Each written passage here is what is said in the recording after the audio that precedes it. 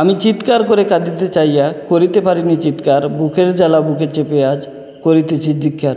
এই যে রাস্তা দেখরা, আসলে কোনো কিছু মুখে বলার নাই, যাও বলবায় আপনারা কমেন্ট করি বলবায়।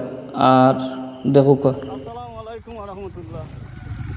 দেশ এবং দেশের বাইরে থেকে যারা এই মুহূর্তে ক্রিকেট মিশনের ভিডিও দেখরা, আপনারা জানেন যে বিপদ মানুষের জন্য চিরস্থায়ী আসে না।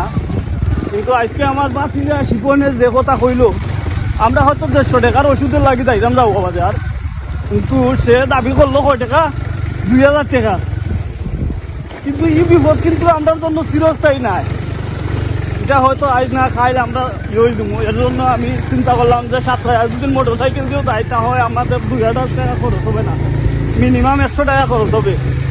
আর ও যে দেখা এক ভাই সুমন যাওয়া থাকি বার দি আটি আটি ফান লইয়া আর বাজারও, আর ও ফান বেচবো আইয়া, তো 2 টাকা বলুন বেচবো, এটা স্বাভাবিক, কারণ কষ্ট করি। আর ও যে পানির সময় আমরা যাই আর আপনারা দেখাইমু। আর বিশেষ করে যদি ওই যে হাত গাঁর বাংলাটা হইতো না, তইলে হয়তো আমরা নিঃসন্দেহে আমার গাঁওটুকু হইতো চাইতে পারতাম, কোনো রিক্সা ছিল না।